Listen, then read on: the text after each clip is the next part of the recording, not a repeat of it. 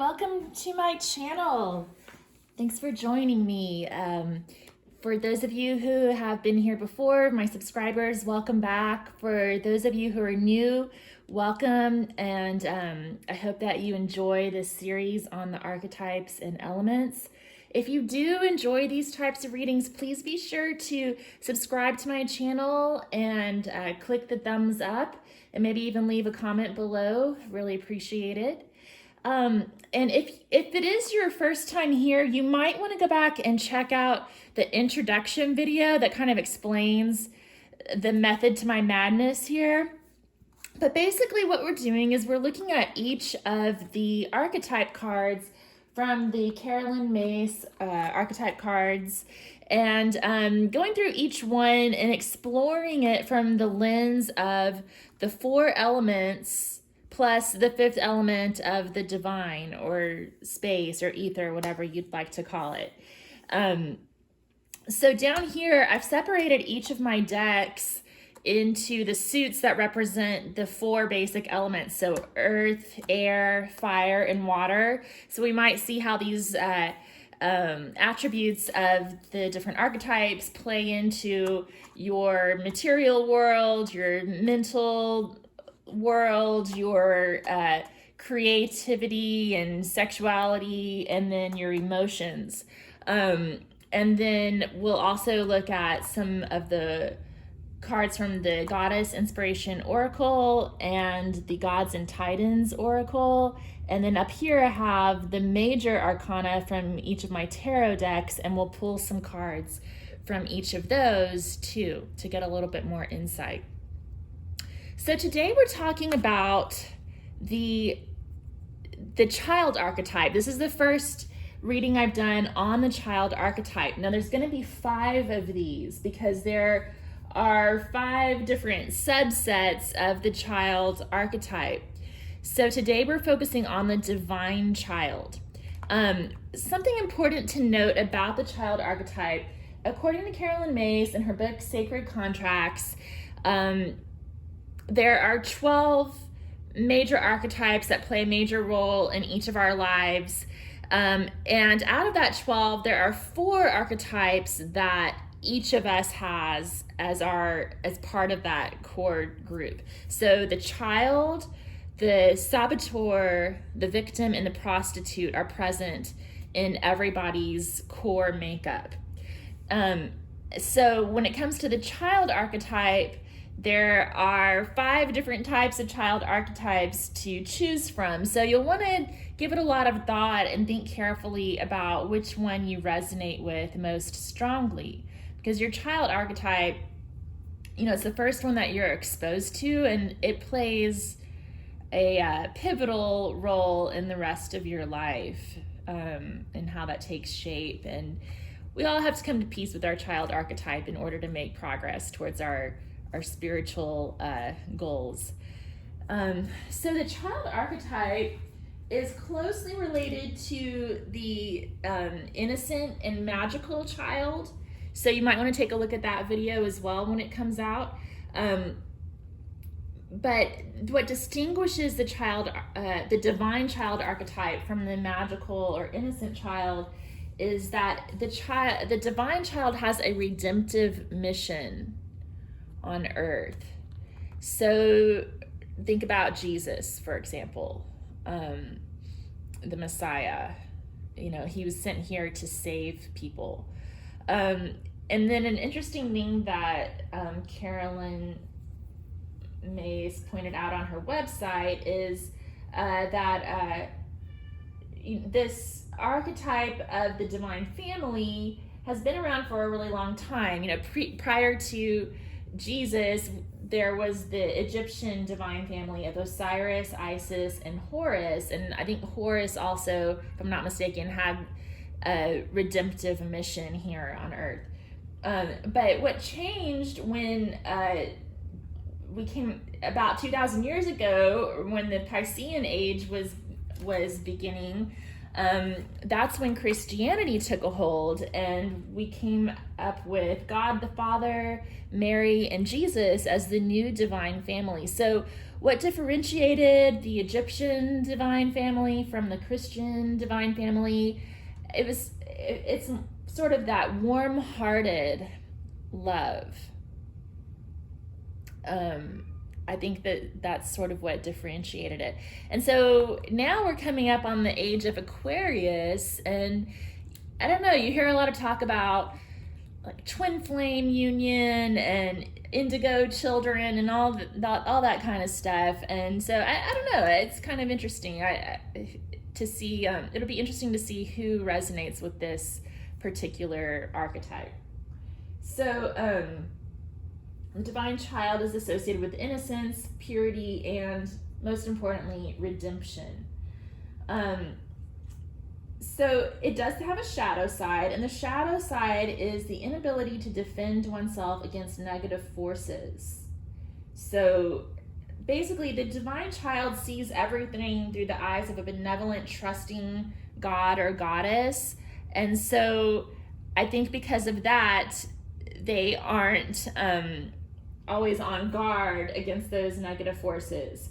But when they do encounter them, another sort of shadow aspect, I guess, is that they will display anger and divine strength when confronting hypocrisy. If you think about Jesus overturning the tables in the temple when he came across the money changers after he visited Jerusalem on Palm Sunday. So that's another aspect of the divine child, that divine wrath that surfaces when they encounter hypocrites who are claiming to represent the divine when actually they only have their own selfish interest at heart. So a key question to ask yourself when you're deciding whether this archetype resonates with you, and I think in particular if you're trying to decide between this one and the magical or innocent child, do you see life through the eyes of a benevolent, trusting god or goddess?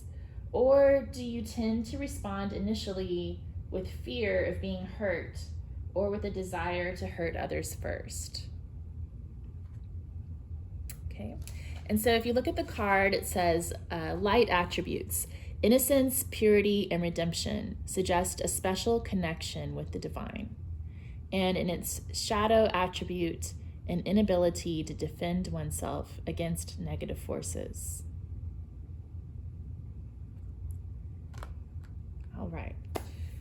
So let's go ahead and look at the cards. I'm just gonna show all of the cards down here first, and then we'll go back and look at what they mean. And I have shuffled these out already just to save some time, but I haven't started to unpack them yet and look into their meanings, so it'll be fresh. From the element of earth, we have Angel Garden, card number 4. From Sailor Jerry's playing cards, we have the 3 of Diamonds. From the Rider Waite Tarot, we have the 10 of Pentacles. From the Wildwood Tarot, we have 2 of Stones, Challenge. And from the Antique Anatomy Tarot, we have the 5 of Coins.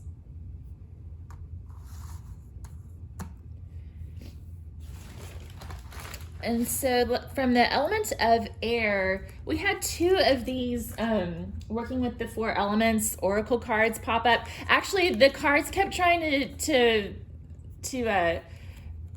shuffle out like multiple cards, and I kept trying to just get one, and then finally I said, okay, we'll just take these 2.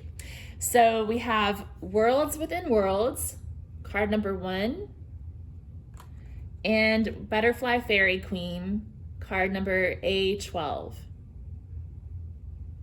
Which is funny because this one was the one that flipped face up when I was shuffling them all out, and it came out again. So I think that there was a lot that the divine wanted to say with that particular element from that particular deck. So Sailor Jerry, we've got the Jack of Spades, which could be either the Knight or the Page of Swords. And then we have the King of Swords. We have the Ace of Arrows, the Breath of Life. And we have the Nine of Blades.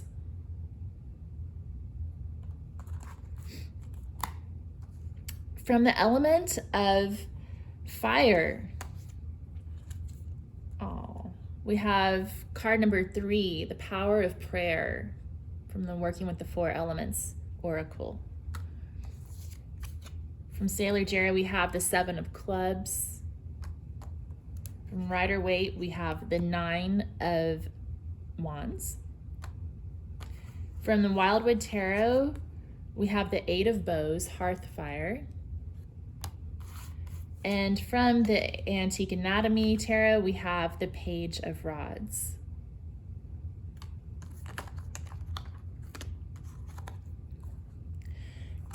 And then from the element of water, we have card number 9, Broken Heart.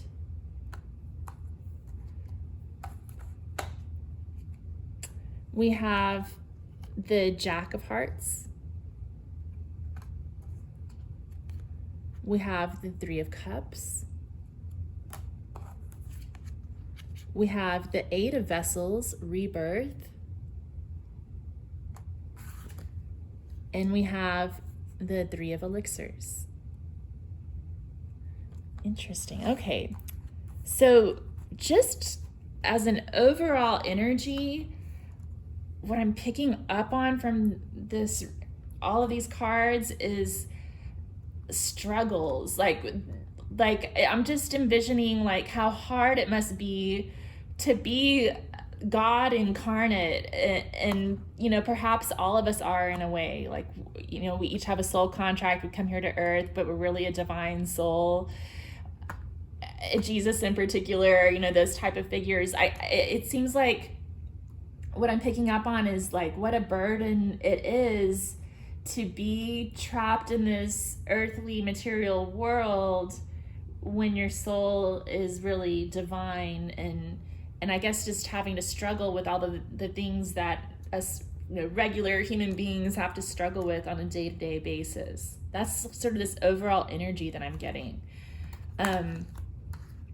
So from the suit of earth, or the element of earth,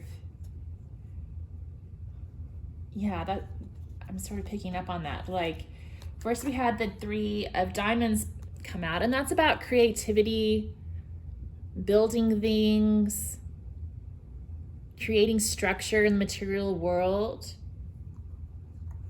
The 10 of Cups is about fitting in with that fabric of society, finding your place with your family and friends. And I sort of see this figure here as almost like a godlike figure. He's got the tree of life on the back of his robe. So I see him as sort of like this divine child who's grown up and has had to find a way to make it in this material world. And then we have the 2 of Stones challenge. So it's about those material challenges that we all have to face, and just pointing out how, you know, there's no escaping that, I guess, even if you're born divine. And the 5 of Coins, which is about loss and struggle, feeling left out, like you don't belong sometimes, dealing with poverty, dealing with those material world issues when things go wrong. Okay, so let's read about Angel Garden, card number 4.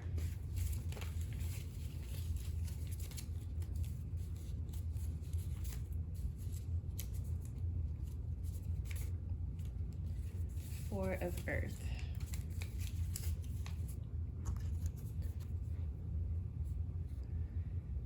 In nature, there is an established order of creation, the fairy world to the great divas and angels, all carrying out God's work.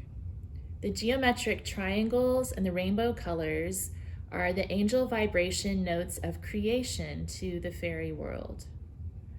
Suggestion: plant some seeds in a pot or in the garden. Try to go into the seed aura as it starts to grow. Affirmation: on earth, I can create my garden in heaven. Wow, so that's kind of beautiful. It's about, what I was talking about earlier, being trapped here on earth with a divine mission. So I think it's about, again, that struggle of growing things, creating things here on earth, working within our structure, our material world to create life and fulfill a mission here on earth, do your work here on earth, but while at the same time carrying out the mission of the divine. So let's look at the element of air.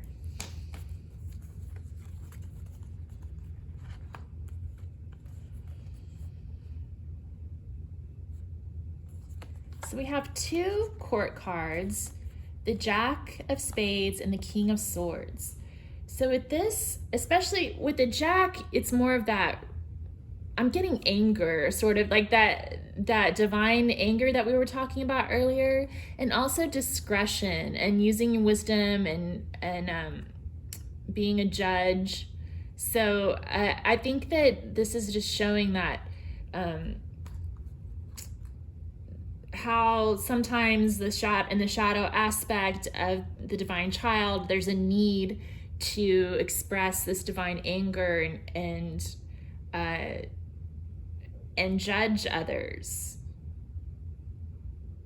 for what's right or what's wrong, like coming into your power and taking that seat as the judge.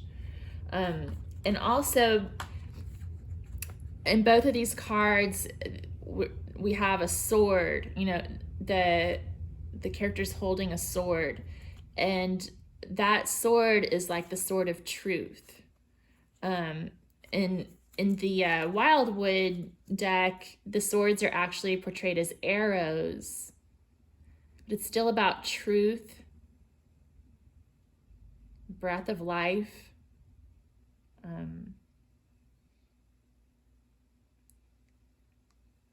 fulfilling a mission, aiming at one's goals. And then we have the Nine of Blades, which is about anxiety. So I'm picking up here too that there's a lot of anxiety about this mission that has to be fulfilled. I'm thinking about like Jesus in the Garden of Gethsemane, how he prayed the night before he was taken into custody, betrayed. He knew what was coming, and he wept over it. It wasn't something he did with a, that he was really looking forward to, I don't think, but he had to do it anyway. Okay. So,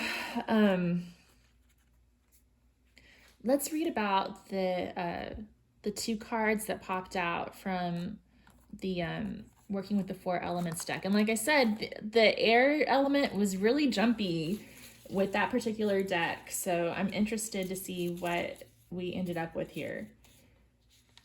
So we have card number 1, Worlds Within Worlds. I like this card because it has a bunch of different bubbles on it, and I don't know, bubbles are special to me, I guess. So the angel is moving from the ocean world into the cosmic ocean, where there are many worlds interpenetrating each other. She is a teacher to lift our consciousness into the higher planes of inspiration and understanding of the great hierarchy and orders of intelligences. Suggestion: to reach into cosmic worlds takes dedication and concentration in meditating. Doing psychic art can help you relax to go into your subconscious. Affirmation: I will reach my star. I think it's interesting that the meaning of this card talks about the ocean, even though this is the element of air. So it's sort of like a little bit of water is getting mixed in here with our air. And I think another aspect that's coming out is that she's a teacher to lift our consciousness into the higher planes of inspiration and understanding of the great hierarchy and orders of intelligences. So I feel like this divine child is kind of sent here in a way to be our teacher, to raise our consciousness. And again, that worlds within worlds, talking about, that dichotomy of being trapped on this earthly plane, but also a member of the divine. So Butterfly Fairy Queen came up too, and this is that one that I almost took it because it was the one that flipped face up during one of my first shuffles, but I decided to put it back in, and then it ended up coming out again. So the queen is flowing with all of God's colors, cascading like a rainbow, moving from flower to flower. She is an inspiration to all artists, helping the artist cross the bridge between the two worlds. It is in this world we connect with the angel of art and color. Suggestion: art is a wonderful way to unfold your spiritual gifts that we all have. So try and draw and color your meditation. Affirmation: I will surround myself in rainbow colors. That's interesting because these both talked about art.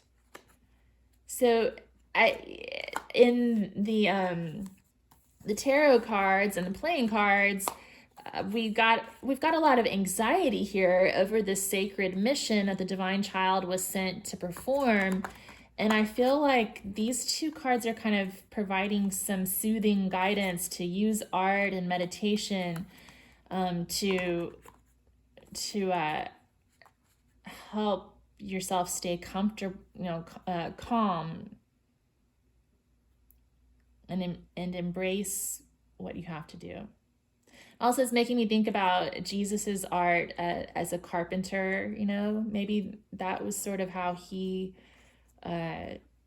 meditated, by working with wood. I don't know. Okay. So let's go into the element of fire.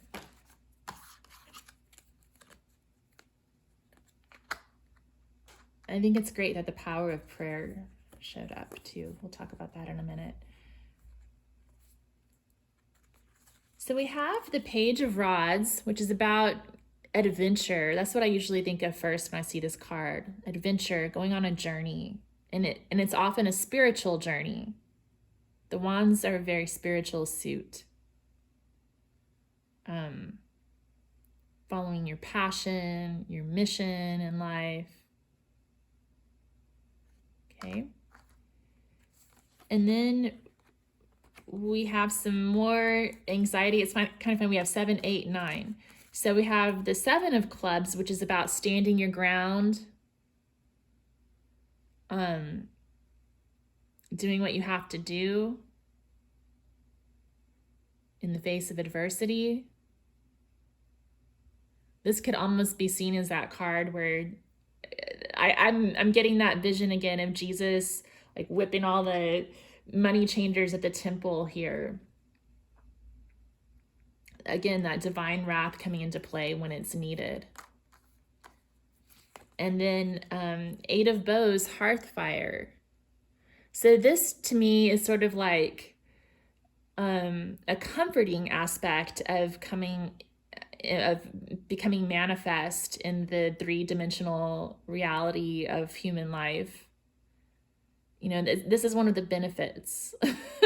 We get to sit around and talk with each other around the fire, communicating, communion with other people.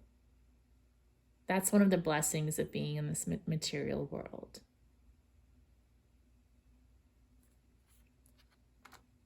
It makes me think of Jesus sitting around with his disciples. Like, I keep talking about Jesus because he's basically the archetype of the divine child.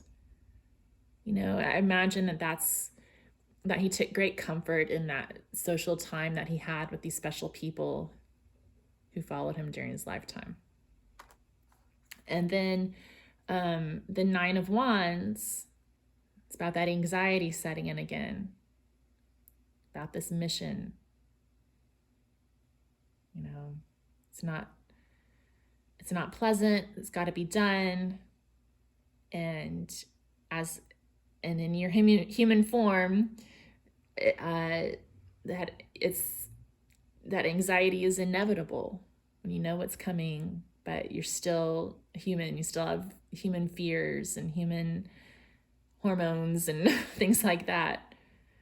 But it's also kind of reminding me about that question that we ask ourselves to determine whether we're a divine child or not.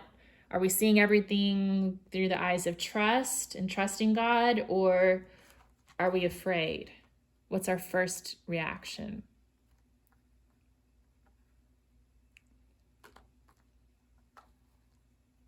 Okay. So the power of prayer. Let's read about that. This is card number 3 of fire.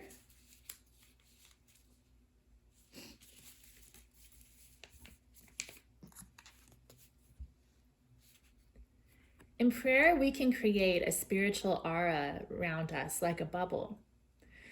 In our spiritual development, we should learn to pray from our hearts to bring the power of God that is within us and without. When we create spiritual power, it allows our spirit helpers and angels to come close to our aura and work with us. The red in the card is for the energy we put into the prayer. The lotus flower opens the symbol we have open to the spirit worlds. Suggestion, look into the card and visualize what a prayer is like. Affirmation, I can create my own heaven on earth. Okay. All right, so let's move on to the element of water.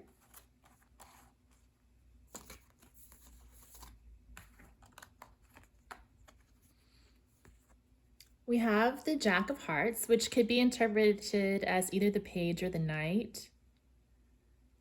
But it's about, to me, what I'm getting is vulnerability. Opening up your heart as a human and moving towards your mission with that open heart, knowing that it might break your broken heart here too, but doing it anyway. And then we had the Three of Cups show up twice. 3 of Cups and the 3 of Elixirs. So on here we have joy, bliss, and love. So I think this is another card kind of like that 8 of Wands, Hearthfire, just describing like the joys of being in human form. So, you know, some of the struggles are more difficult than others. And, you know, there's a lot of pain and stress associated with getting by in the material world, but there's also this joy of living. It's the joy of existing on earth. That's a beautiful thing. Communion again. Okay. And then the 8 of Vessels, rebirth. So, yeah, that reminds me of Easter. Being born again. Redemption. Okay. Actually, I'm going to read from the Wildwood Tarot because now that I said redemption, I have a feeling this book says something about that. Let's see. 8 of Vessels.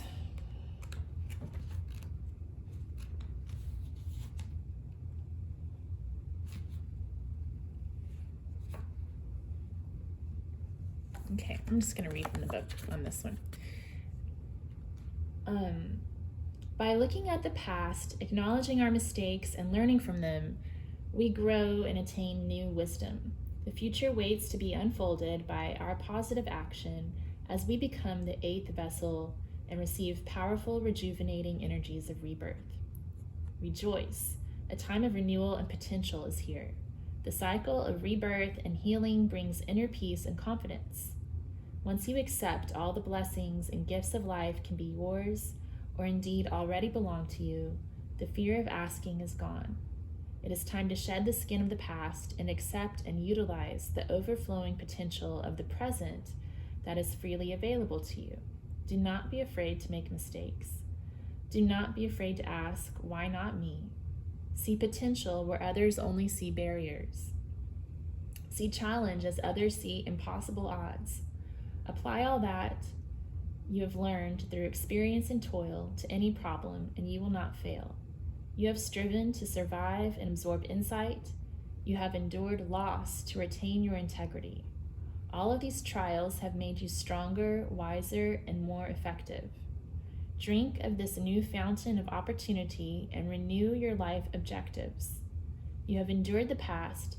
Its gifts were hard won. Now the challenge of the future unfolds. Grasp it and shape it in your hands as you would have it manifest in your life. So they didn't actually use the word redemption, but I'm still getting that vibe. And it's about all those trials that we were just talking about. All these earthly trials being overcome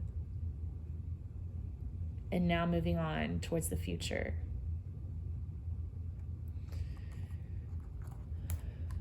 Okay. Broken Heart, W9.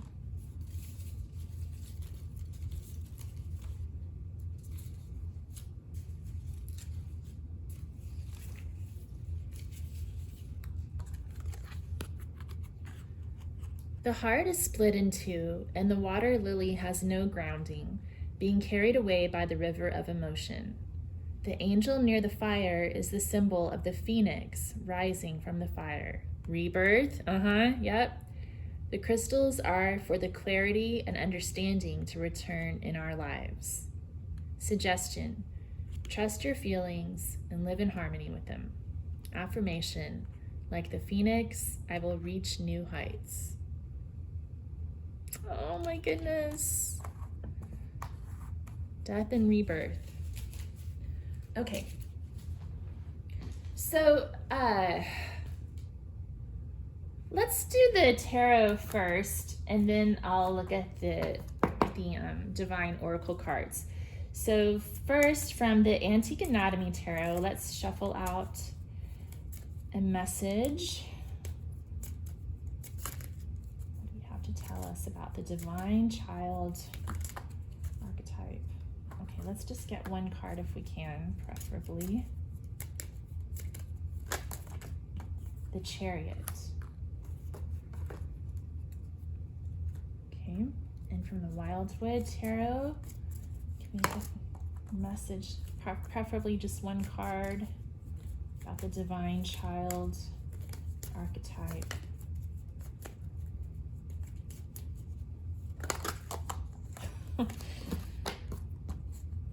Okay, let's just take two. And then from the Rider-Waite, can we get one card preferably? Okay, the Devil. Yeah, wow. So temptation, the divine child is no stranger to temptation. And their mission here is to help all of us break out of these chains. That's what redemption's all about.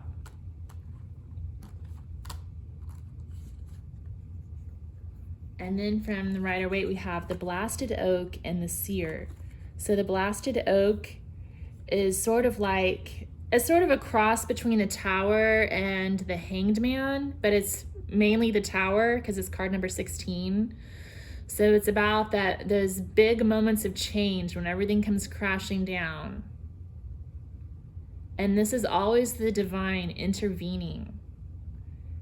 And you can see on here, he's got like ropes coming off of his ankles and his wrists. So this is sort of reminding me of that breaking free from the chains, and how, you know, it's tumultuous and painful. And honestly, you know, in the Hanged Man, it kind of makes you think of Jesus on the cross, or Odin hanging from, I don't know how to say that tree, Yggdrasil, the tree of life. So this is sort of remind me of the crucifixion as well, and that moment when the veil was broken and redemption took place. But it's about that painful mission. The seer is about the foreboding sense of looking into the future, knowing what it holds, fulfilling the prophecy.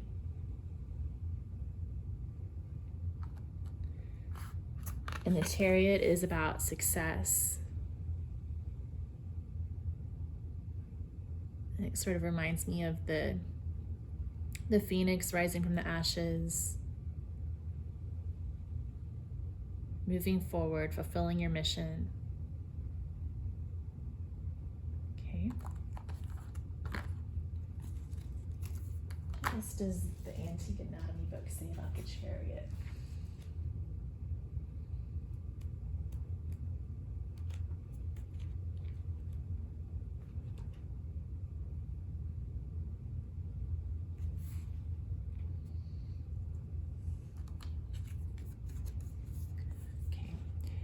The appearance of the Chariot signals that now is a time when you can move mountains with your willpower and determination. You're being given the opportunity to ride straight into victory, but you will have to make sure you set out on the right path first. Everything is moving at warp speed, but it can seem as though the horses pulling your chariot are heading in different directions. One of your biggest strengths is the ability to collect the reins and make these opposing forces work in harmony to head in the right direction. Willpower, travel, mastery of self, ambition, control, force, and adrenaline. Okay, let's look at what the Divine Oracle cards brought up. So we have the Gods and Titans Oracle, Ra, power. So let's see what the book says about that. I'm still getting used to the Gods and Titans Oracle.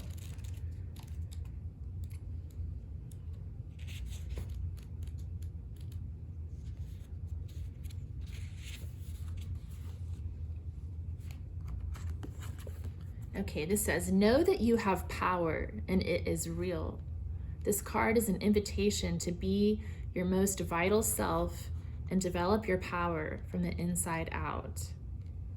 Ra is the embodiment of power, creative power, solar power, power in leadership, and physical power. His identity was often combined and fused with other gods' identities. Pharaohs were known as sons of Ra, as a reference to their omnipotence, and all considered Ra a father figure. So that kind of ties in with this divine child archetype. You know, the pharaohs probably considered themselves to be a divine child.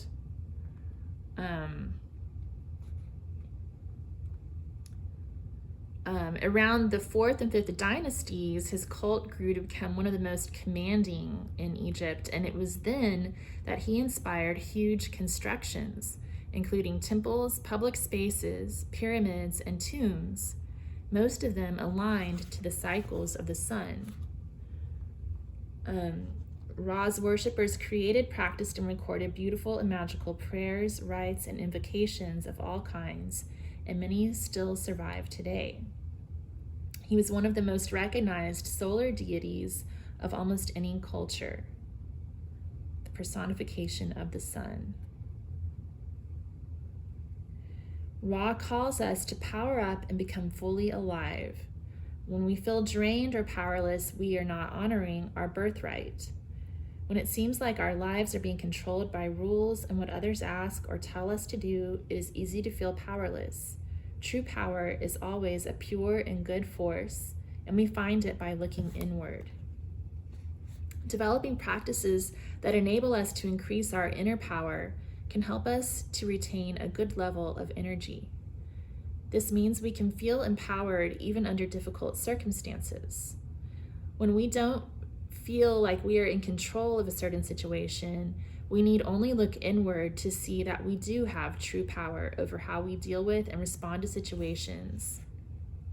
Ra also calls us outside to receive the blessings of the sun. Get some vitamin D. On the shadow side, power can corrupt those who do not channel it well. Abuse of power can occur anywhere, on teams and families, in groups of friends, at a job, within governments, and it's damaging on many levels. So ensure you are not part of the problem and are not disempowering others. Corruption empowers just a few of us, and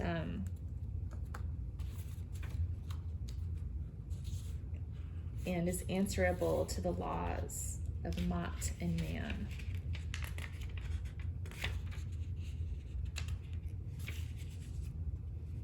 Okay. So use your power wisely.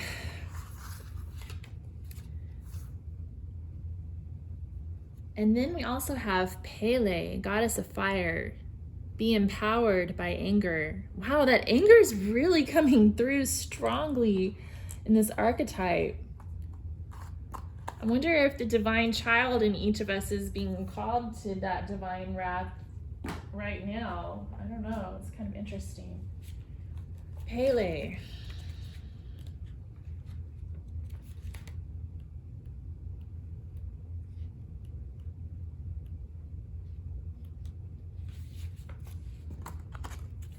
Volcanoes, passion, and anger.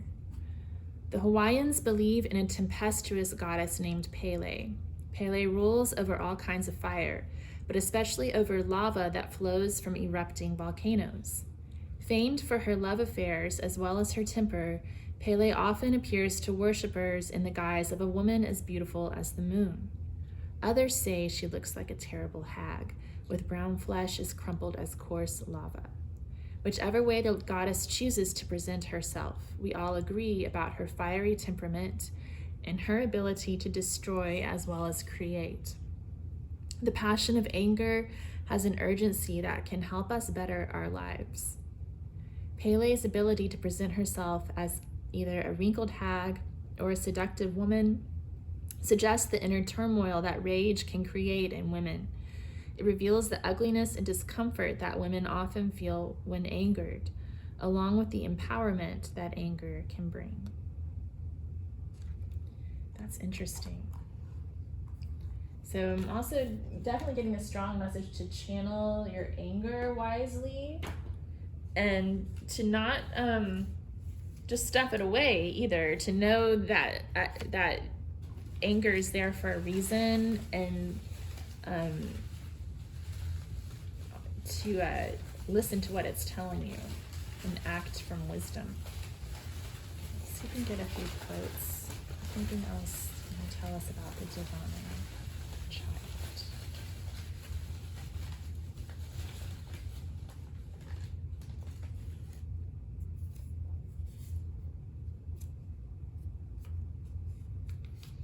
Okay, we have, it is a wholesome and necessary thing for us to turn again to the earth, and in the contemplation of her beauties to know the sense of wonder and humility.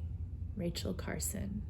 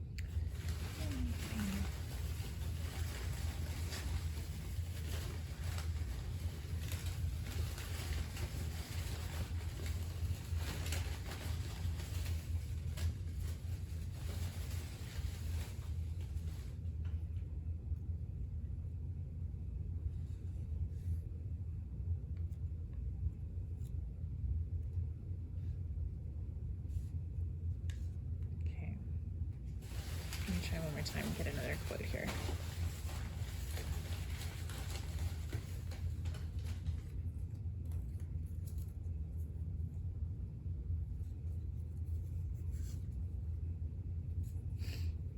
Okay, I think I'm going to go ahead and wrap it up there. What I'm, just to kind of sum it all up, the vibe I'm getting here is that, you know, in the divine child archetype, you're bound to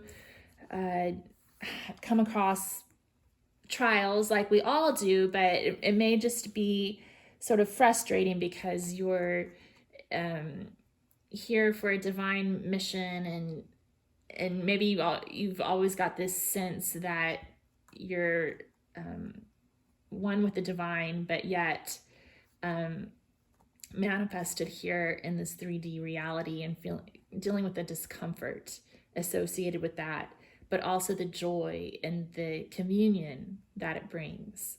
And then the sacrifices that are needed, and the anxiety associated with that sacrifice might come into play. And then there's also, of course, that aspect of redemption and saving people, and the need to channel your power wisely and to listen to your anger and channel that anger appropriately to help people break free from the chains of the devil. So thank you for tuning in. Please be sure to listen to the rest of the child archetypes to see which one you resonate with most strongly. And if you like these videos, please like, share, and subscribe, and I'll see you next time. Thanks.